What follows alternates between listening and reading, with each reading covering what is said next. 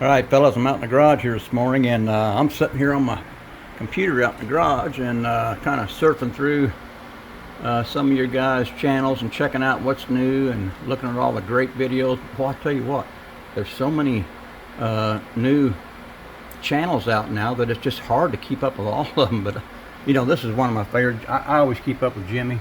You guys know Leadhead Custom Plastics. Man, this guy has got his head in the right spot when it comes to building model cars. I tell you what. Really love his channel. Let's go over here. Oh, let me show you this real quick.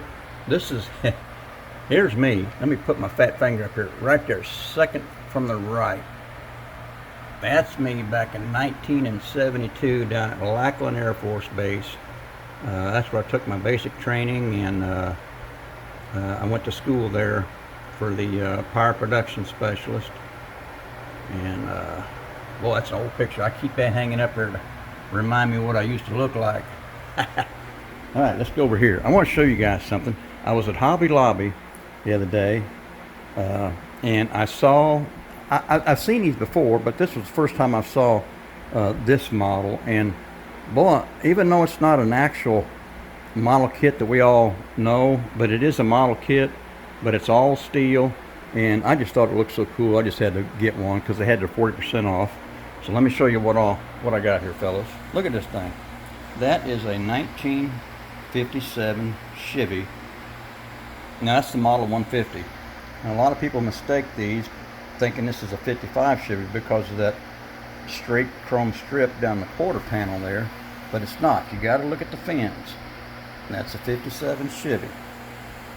Model 150. It tells you right there on the box. These are the M2 model kits, and like I said, this thing is all steel, and I tell you what, it weighs about 5 to 7 pounds. This thing is crazy. The hood does open. Let me get her open here. That's the only thing that's workable on it, but it does open. Now I polished this up when I got it home after I got it all put together. And I'm going to get some of those round balls, these right here, these colored ball pins. I'm going to get some of those a little bit bigger. Those are too small.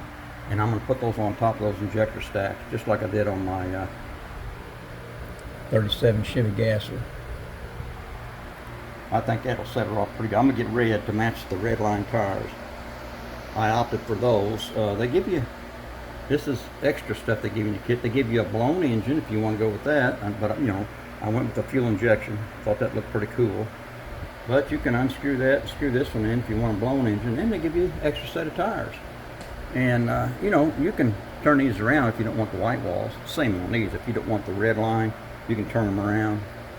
But I just thought I'd leave those as white walls for display. I just thought that looked pretty cool. But this thing is heavy. Now it's not too bad of a model for what it is. The chrome was just a little rough on it, some spots. But well, I'll tell you what, looks pretty cool. Let me turn this thing over here for you guys. Show you what the bottom looks like.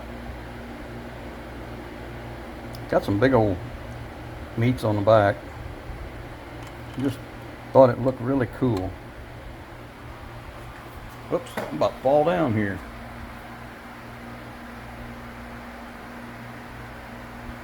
I think that'll look good on my shelf just for display. Give me something to look at.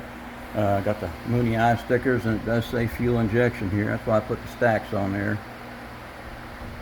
And I think once I get those red balls on top of there to match those red line tires, it ought to set it off pretty good. I think they could have made these decals just a little bit smaller. I think it's a little overwhelming for the car, but somebody really liked those moon eyes.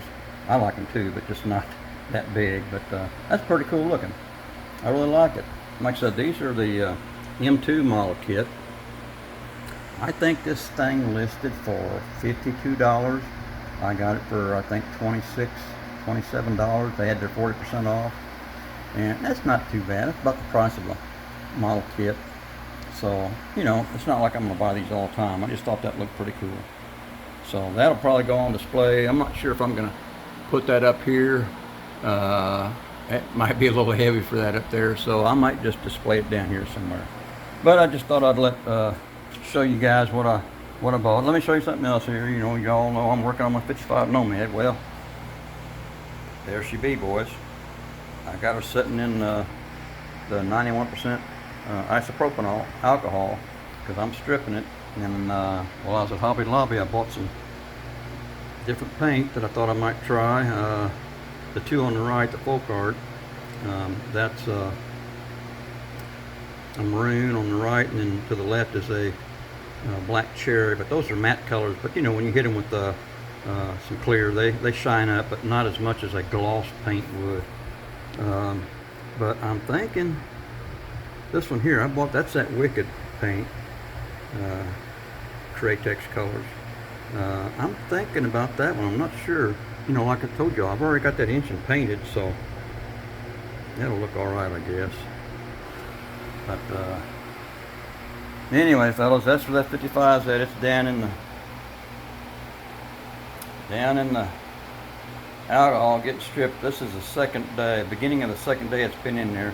I need to pull it out and take a toothbrush over it and kind of help it along a little bit. But fellas, I just thought I'd show you what I picked up over at Hobby Lobby, and thought it looked pretty cool. All right, get me out of here.